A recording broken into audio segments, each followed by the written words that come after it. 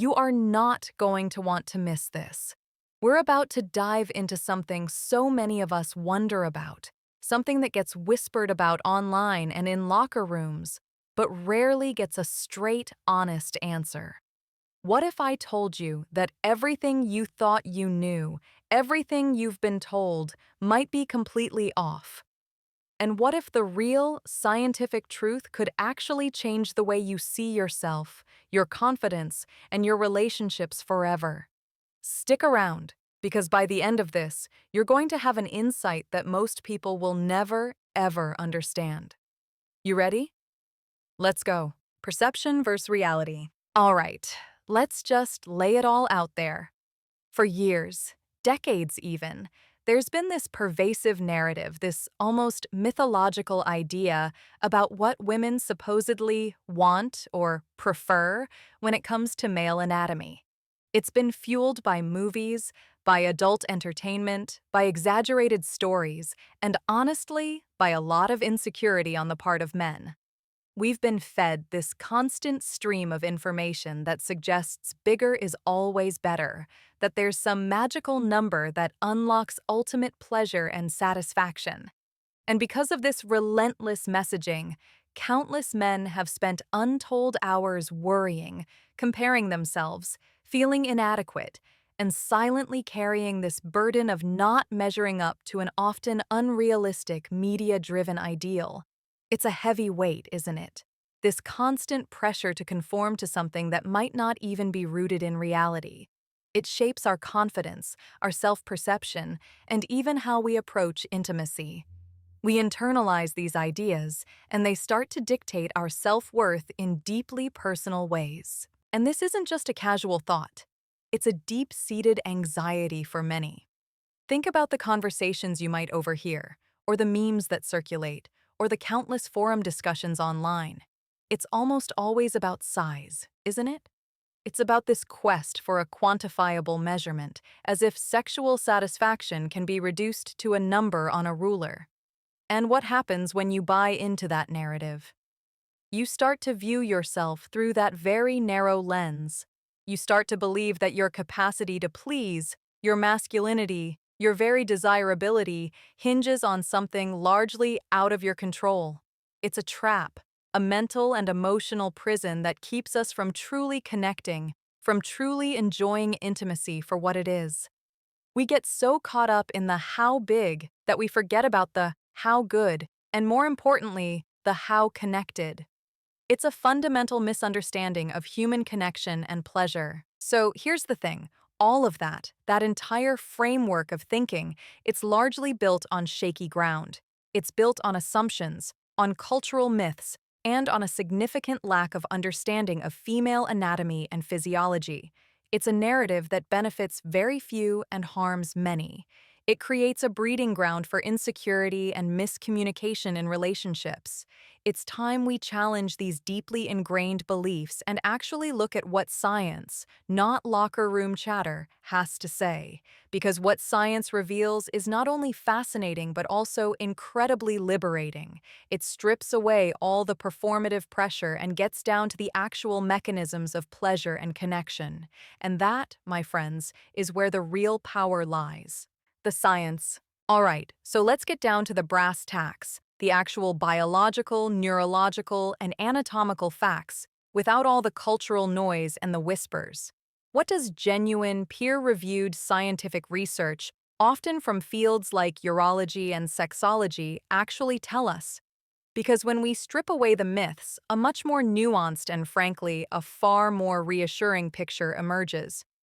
The human body, both male and female, is incredibly complex, and pleasure is even more so. It's not a simple equation of size equals satisfaction. If it were, sexual health and happiness would be far easier to quantify, and honestly, far less interesting.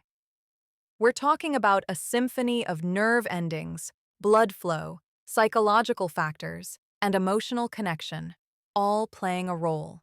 It's never just one thing, and certainly not just one measurement. When we talk about female pleasure, especially vaginal pleasure, the focus often mistakenly goes to the depth of penetration. But here's the scientific truth. The vast majority of nerve endings responsible for vaginal sensation and orgasm are concentrated in the first third of the vaginal canal. We're talking about the entrance, the outer few inches. This area is richly innervated, meaning it's packed with nerves that respond to touch, pressure, and friction. Beyond that initial third, the vaginal canal actually has far fewer nerve endings. So, while deeper penetration can be comfortable or even pleasurable in certain positions for some women, it's not where the primary, most intense orgasmic sensations are typically generated for most. This is a critical distinction that often gets completely overlooked in mainstream discussions. Furthermore, let's not forget about the clitoris, which is the undisputed epicenter of female pleasure and orgasm for most women. The clitoris is an incredibly complex organ with thousands of nerve endings, far more than the penis. Direct or indirect clitoral stimulation is essential for the vast majority of women to achieve orgasm. And guess what? The size of the penis has very little to do with the effectiveness of clitoral stimulation. It's about technique, communication, and understanding how to engage that incredibly sensitive area, whether directly or indirectly, through various positions or manual stimulation.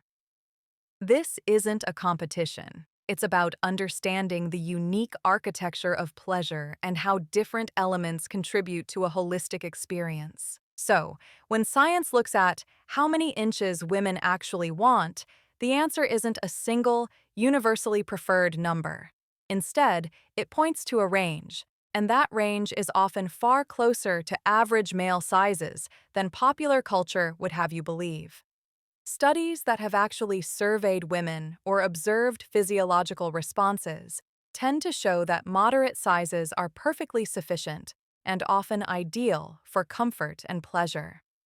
Extreme sizes, both on the smaller and larger ends, can sometimes present challenges, either in terms of sensation or comfort. The key takeaway here is that what's wanted or preferred is far more about what feels good and is comfortable within the natural variations of human anatomy, rather than some unattainable, hyper-masculine ideal. It's about compatibility, not just dimension. What matters? Okay, so if size isn't the be-all and end-all, if science is telling us a completely different story, then what does actually matter? Because clearly, sexual satisfaction and intimate connection are incredibly important parts of human experience. And if it's not about achieving some mythical measurement, then what should we be focusing on? This is where the real gold is, where we move beyond the superficial and dive into the truly impactful elements that build incredible intimacy and mind-blowing pleasure. It's about shifting our mindset from a purely physical, almost mechanical approach to a holistic, human one. The absolute number one factor, hands down, is connection. Emotional connection, trust, communication. When you feel truly seen, truly heard, truly safe with someone, that creates an environment where pleasure can flourish. Think about it. If you're with someone you deeply care about, who understands you, who listens to your needs and desires, doesn't that inherently make the physical experience more profound, more meaningful? Intimacy isn't just about bodies, it's about souls connecting. It's about vulnerability and acceptance. When those emotional bonds are strong, the physical aspect often elevates to an entirely new level. It's not just physical sensation, it's an experience of shared joy and deep intimacy. Following closely behind connection is communication. Open, honest, fearless communication. This means talking about what feels good, what doesn't, what you like, what your partner likes. It's about asking questions, actively listening, and being willing to explore together. It's not about mind reading. It's about dialogue. Does this feel good? What about this? Tell me what you're feeling. These are not awkward questions. They are invitations to deeper intimacy and shared discovery. Many people shy away from these conversations out of embarrassment or fear of judgment, but truly, they are the cornerstone of incredible sex. Without communication, you're just guessing. And intimacy should never be a guessing game. It's a co-created experience. Then there's technique. And this is where understanding female anatomy really shines. It's about exploring what works for your partner, not just relying on preconceived notions. It's about foreplay, which is often severely underestimated. Foreplay isn't just a warm-up. It's an integral part of the sexual experience, preparing the body and mind for pleasure. It's about clitoral stimulation, as we discussed, and understanding that it can be direct, indirect, gentle, or more intense, depending on the individual and the moment. It's about varying positions, speeds, and depths to find what truly resonates. It's an art, not a science experiment with rigid parameters. It requires presence, attention, and a willingness to be creative and responsive. It's about being present in the moment and attuned to your partner's responses. Ultimately, what women want in terms of intimacy is far more encompassing than a simple physical dimension. They want to feel desired, cherished, respected, and pleasured. They want a partner who is attentive, who communicates, who is confident in his ability to connect on multiple levels, not just physically. They want someone who understands that true satisfaction comes from a blend of emotional intimacy, thoughtful communication, and skilled technique, all culminating in a shared experience of pleasure and connection. When you bring all of these elements to the table, size becomes a truly minor, almost irrelevant detail. It's about the whole picture, the entire masterpiece of intimacy, true confidence. So, we've broken down the myths, we've looked at the science, and we've talked about what truly matters. Now, let's talk about what all of this means for you, for your own sense of self-worth, and for how you approach intimacy moving forward. Because if you've been carrying the weight of unrealistic expectations, if you've felt that nagging insecurity about something so personal, it's time to shed that burden. This understanding isn't just intellectual, it's deeply liberating. It allows you to step into a new paradigm, one where true confidence isn't about physical dimensions, but about emotional intelligence, connection, and a genuine understanding of pleasure. Think about what it means to truly embody confidence in intimacy. It's not about boasting or comparing, it's about presence. It's about being fully engaged with your partner, emotionally and physically. It's about knowing that you bring so much more to the table than just one physical attribute. It's knowing that you are capable of creating a profound, satisfying, and deeply connected experience because you prioritize communication, emotional intimacy, and a genuine desire to please and connect. That kind of confidence is magnetic. It's attractive. It's what truly builds lasting passion and satisfaction in a relationship. It's the kind of self-assurance that comes from within, from understanding yourself and your partner, rather than from external validation. This shift in perspective can fundamentally transform your dating life, your relationships, and your self-perception. Imagine approaching intimacy not with anxiety about measuring up, but with an eagerness to connect, to explore, to communicate, and to share pleasure.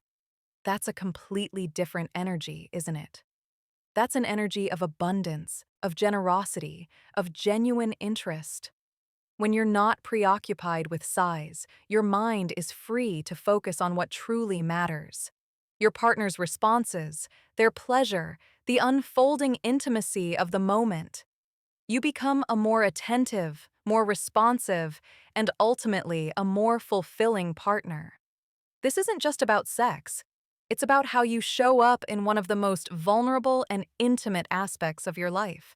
The biggest, most powerful insight you can take from all of this is that true sexual satisfaction for women and for couples is a complex, beautiful tapestry woven from connection, communication, technique, and emotional safety. It is rarely, if ever, reduced to a single physical measurement. Let that sink in.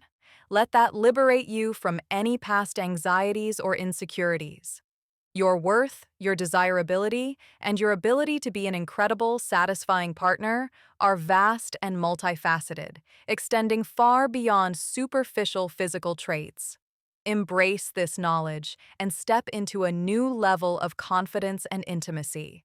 This isn't just about what women want, it's about what we all want: genuine connection and deeply satisfying experiences. This is a game changer, isn't it? It fundamentally redefines what we think about intimacy and confidence. If this resonated with you, if it's shifted your perspective even a little, drop a comment below and let me know your biggest takeaway. What myth are you ready to leave behind? Emotionally engaging YouTube comment. Okay, this just blew my mind. I've been carrying around so much insecurity about this for years, and honestly, this video is the most liberating thing I've heard in a long time. It's so much more about connection and understanding than I ever realized. Thank you for bringing science and truth to such a sensitive topic. Feeling a huge weight lifted. What's everyone else's biggest takeaway?